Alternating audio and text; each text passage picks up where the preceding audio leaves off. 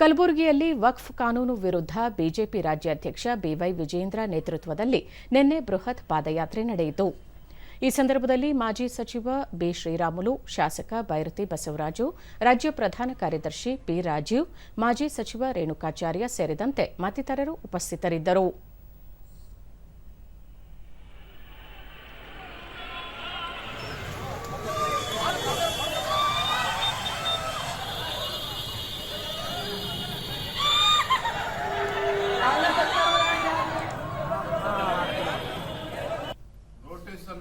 ಬಳಿಕ ಬಿವೈ ವಿಜೇಂದ್ರ ವಕ್ಫ್ನಿಂದ ರೈತರು, ಮಠ, ದೇವಸ್ಥಾನಗಳಿಗೆ ಅನ್ಯಾಯವಾಗಬಾರದು ಎಂದು ಪ್ರಧಾನಿ ನರೇಂದ್ರ ಮೋದಿ ಅವರು ಜಂಟಿ ಸಂಸದೀಯ ಸಮಿತಿ ರಚಿಸಿದ್ದಾರೆ.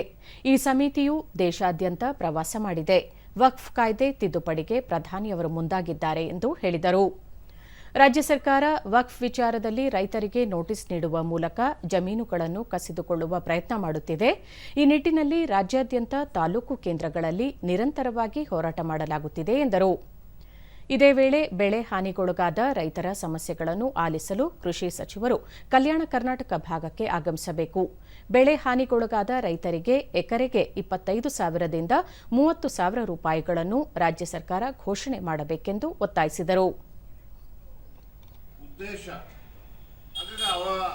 ಅವರ ಆದೇಶದ ಮೇರೆಗೆ ಒಂದು ಪಾರ್ಲಿಮೆಂಟರಿ ಸಬ್ ಕಮಿಟಿ ಆಗಿರ್ತಕ್ಕಂಥದ್ದು, ಅದಕ್ಕೆ ಅಧ್ಯಕ್ಷರು ಕೂಡ ಇದ್ದಾರೆ. ರೈತರಿಗೆ ಸಮಸ್ಯೆ ಉಂಟಾದಾಗ ರೈತರ ಪರವಾಗಿ ಯಾರು ಬೇಕಾದ್ರೂ ಹೋಗ್ಬೋದು, ಯಾರು ಬೇಕಾದ್ರೂ ಅಹವಾಲನ್ನ ಕೊಡ್ಬೋದು.